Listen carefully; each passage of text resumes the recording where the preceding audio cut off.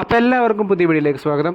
നേരിന് ശേഷം ജിത്തു ജോസഫിൻ്റെ ഡയറക്ഷനിൽ ബേസിൽ ജോസഫ്, ഗ്രേസ് ആൻ്റണി എന്നിവർ പ്രധാന കഥാപാത്രത്തിലെത്തുന്ന ഏറ്റവും പുതിയ ഡാർക്ക് ഹ്യൂമർ മൂവിയാണ് നുണക്കുഴി.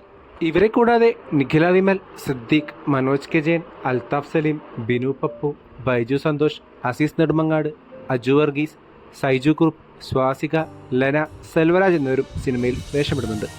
മൈബോസിന് വിജയത്തിന് ശേഷം ഒരു കോമഡി മൂവി എന്ന ലേബലിൽ പുറത്തിറങ്ങിയ മിസ്റ്റർ മിസ്സിസ് റൗഡി പരാജയപ്പെട്ടതുകൊണ്ട് തന്നെ ഏകദേശം 8 വർഷത്തിന് ശേഷമാണ് ജിത്തു ഒരു എൻ്റർടൈനർ മൂവിയുമായിട്ട് തിയേറ്ററിലേക്ക് എത്തിയിട്ടുണ്ടായിരുന്നത്.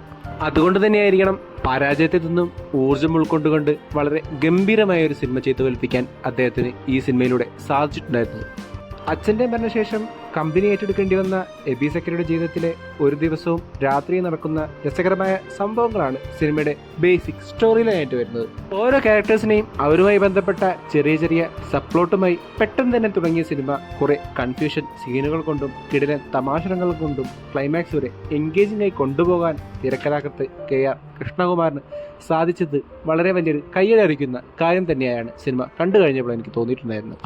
ഒന്ന് അങ്ങോട്ടോ ഇങ്ങോട്ടോ മാറിപ്പോയാൽ പാളിപ്പോവാൻ സാധ്യതയുള്ള പ്ലോട്ടിനെ ടൈറ്റ് സ്ക്രീൻ പ്ലേ കൊണ്ടും പെർഫോമൻസ് കൊണ്ടും മേക്കിംഗ് കൊണ്ടും ചെയ്തു വെച്ചത് കണ്ടപ്പോൾ സത്യം പറഞ്ഞാൽ വളരെയധികം സന്തോഷമാണ് എനിക്കുണ്ടായിട്ടുണ്ടായിരുന്നത്. സ്ക്രീൻ പ്ലേ മേക്കിംഗ് കഴിഞ്ഞാൽ മുഴുവനായും പെർഫോമൻസ് ബേസ്ഡ് ആയ മൂവിയുടെ മറ്റൊരു പോസിറ്റീവും അതുതന്നെയായിരുന്നു. ബേസിൽ ജോസഫ് തൻ്റെ സ്വതസിദ്ധമായ രീതിയിൽ ക്യാരക്ടറിനെ ക്യാരി ചെയ്തപ്പോൾ കട്ടയ്ക്ക് നിൽക്കുന്ന പെർഫോമൻസുമായി ഗ്രേസ് ആൻ്റണി കൂടെ തന്നെ ഉണ്ടായിരുന്നു.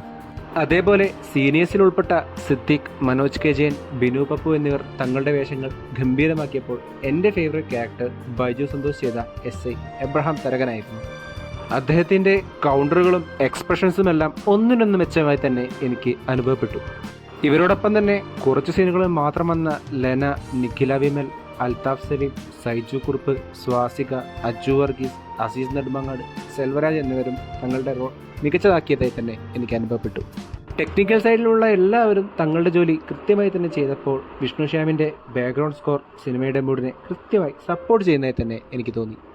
ഇൻ കൺക്ലൂഷൻ, ഈ അടുത്ത കാലത്ത് വന്നതിൽ കുടുംബത്തോടും ഫ്രണ്ട്സിനോടുമൊപ്പം തിയേറ്ററിൽ ചിരിച്ചുല്ലസിക്കാൻ സാധിക്കുന്ന കിടിലമൊരു എൻ്റർടൈനർ തന്നെയാണ് ജിത്തു ജോസഫ് നുണക്കുഴിയിലൂടെ ഒരുക്കി വെച്ചിട്ടുണ്ടായിരുന്നത്. നിങ്ങളുടെ അഭിപ്രായം എന്തു തന്നെയാണെങ്കിലും അത് കമൻറ്റ് ബോക്സിൽ അറിയിക്കുമെന്ന് വിശ്വസിച്ചുകൊണ്ട് ഈ വീഡിയോ ഞാൻ അവസാനിപ്പിക്കുന്നു. വീഡിയോ ഇഷ്ടപ്പെട്ടാൽ ചാനൽ സബ്സ്ക്രൈബ് ചെയ്യുക. അപ്പോൾ മറ്റൊരു വീഡിയോയുമായി വീണ്ടും കാണും വരെ ഗുഡ് ബൈ.